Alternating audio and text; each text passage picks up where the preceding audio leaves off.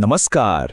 चला, आज आपण एका अशा संस्थेबद्दल बोलूया जिच्याशिवाय आपलं आजचं आयुष्य खरं तर आपण कल्पनाच करू शकत नाही. हो, बँकेबद्दलच बोलतोय, पण ही बँक म्हणजे नेमकं आहे तरी काय? चला जरा खोलात शिरून बघूया. आता बँक म्हणजे काय हा प्रश्न ऐकायला किती सोपा वाटतो, बरोबर ना? पण थांबा, ह्या साध्या प्रश्नातच एका खूप मोठ्या आणि खरं तर बऱ्यापैकी गुंतागुंतीच्या आर्थिक व्यवस्थेचं सगळं रहस्य लपलेलं आहे. आणि गंमत म्हणजे बँक हा शब्द आलाय इटालियन शब्द बँको किंवा फ्रेंच शब्द बँकवरून. आणि या दोन्ही शब्दांचा अर्थ काय होतो माहिती आहे? बाक किंवा पैसे मोजायचं टेबल. म्हणजे विचार करा, आजच्या मोठमोठ्या बँकांची सुरुवात अक्षरशः एका बाकावरून झाली होती. किती इंटरेस्टिंग आहे. ओके, तर त्या एका साध्या बाकापासून आजच्या या मोठमोठ्या फायनान्शियल इन्स्टिट्यूशनपर्यंतचा प्रवास तो नेमका कसा झाला असेल? चला, आता आपण बँकेची आजची म्हणजे आधुनिक काळातली व्याख्या काय आहे ते समजून घेऊ. अगदी सोप्या भाषेत सांगायचं तर बँक ही एक अशी आर्थिक संस्था आहे जी लोकांकडून त्यांच्या ठेवी स्वीकारते आणि ज्यांना पैशांची गरज आहे त्यांना कर्ज देते. बस इतकं सोपं आहे. लोकांकडून पैसे घेणं आणि गरजू लोकांना देणं हाच बँकेच्या कामाचा मूळ पाया आहे. पण थांबा, हे सगळं काम नेमकं चालतं कसं? बँकेची ही जी दुहेरी भूमिका आहे ना, पैसे घेण्याची आणि देण्याची, याच भूमिकेमुळे आपल्या संपूर्ण अर्थव्यवस्थेचं चाक फिरत राहतं. चला तर मग हे चक्र कसं फिरतंय ते जरा जवळून बघूया. खरं तर बँक म्हणजे काय?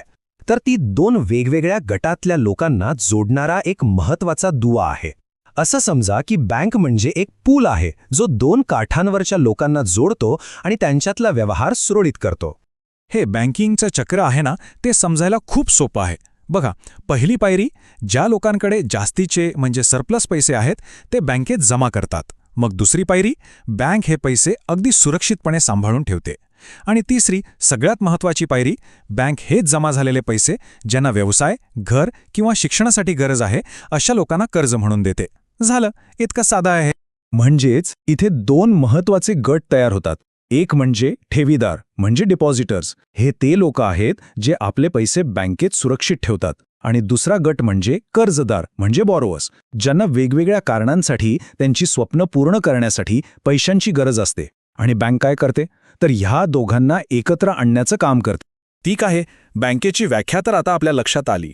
पण अशी कोणती खास वैशिष्ट्ये आहेत जी बँकेला इतर फायनान्शियल संस्थांपेक्षा वेगळं ठरवतात? चला आता जरा या वैशिष्ट्यांवर नजर टाकूया. बँकेची काही मुख्य कामं बघूया. पहिलं, लोकांकडून ठेवी स्वीकारणं. दुसरं, वेगवेगळ्या क्षेत्रांना कर्ज पुरवणं.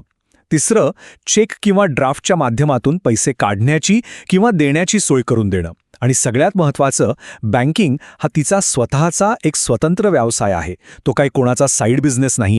आणखी काही वैशिष्ट्ये आहेत. प्रत्येक बँकेचं एक विशिष्ट नाव आणि ओळख असते. जसं आपण म्हणतो state bank of India, HDFC bank, बरोबर? ती एक व्यक्ती, एक फर्म किंवा एक कंपनी असू शकते. आणि हो, बँक जरी सेवा देत असली तरी तिचा मुख्य उद्देश नफा कमवणे हाच असतो. शिवाय ती आपल्या ग्राहकांना एजन्सी सर्व्हिसेससारख्या इतर अनेक सुविधासुद्धा पुरवते. म्हणजे या सगळ्या वैशिष्ट्यांमधून एक गोष्ट अगदी ठळकपणे समोर येते. बँकेचं सगळ्यात महत्त्वाचं वैशिष्ट्य कोणतं? तर ठेवीदार आणि कर्जदार यांना जोडणारा एक मजबूत दुवा बनणं. हेच तिचं खरं काम आणि तिची खरी ताकद आहे. चला, आता आपण वैयक्तिक किंवा बँकेच्या पातळीवरून थोडं वर येऊया आणि मोठ्या चित्राकडे बघूया, म्हणजे राष्ट्रीय पातळीवर. आपल्या देशाच्या अर्थव्यवस्थेसाठी किंवा विकासासाठी या बँका इतक्या महत्त्वाच्या का मानल्या जातात? इथे एक खूप महत्त्वाचं वाक्य आहे. एखाद्या देशाचा विकास हा त्या देशाच्या बँकिंग पद्धतीवर अवलंबून असतो.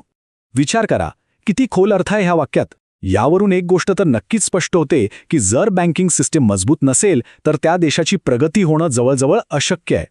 बँका म्हणजे खरं तर देशाच्या आर्थिक विकासाची लाईफलाईन आहेत. आणि त्या हे कसं करतात? तर देशाच्या प्रगतीसाठी जे महत्त्वाचे सेक्टर्स आहेत त्या सगळ्यांना बँक कर्ज पुरवते. म्हणजे बघा, शेतीसाठी कर्ज मिळतं, उद्योगधंद्यांसाठी, कारखान्यांसाठी कर्ज मिळतं, व्यापार आणि कॉमर्ससाठी, मुलामुलींच्या शिक्षणासाठी, घर बांधणीसाठी, या सगळ्या महत्त्वाच्या क्षेत्रांना आर्थिक पाठबळ देऊन बँक देशाच्या विकासात थेट मदत करते. तर आज आपण बँक म्हणजे काय आणि ती किती महत्त्वाची आहे हे समजून घेतलं. पण आता जाता जाता एक विचार करण्यासारखा प्रश्न आहे. आपलं जग किती झपाट्याने बदलतंय नाही का? सगळं डिजिटल होत आहे. मग या बदलत्या जगात भविष्यात बँकांची भूमिका नेमकी कशी असेल? त्यांचं स्वरूप कसं बदलेल? विचार करायला लावणारा प्रश्न आहे हा.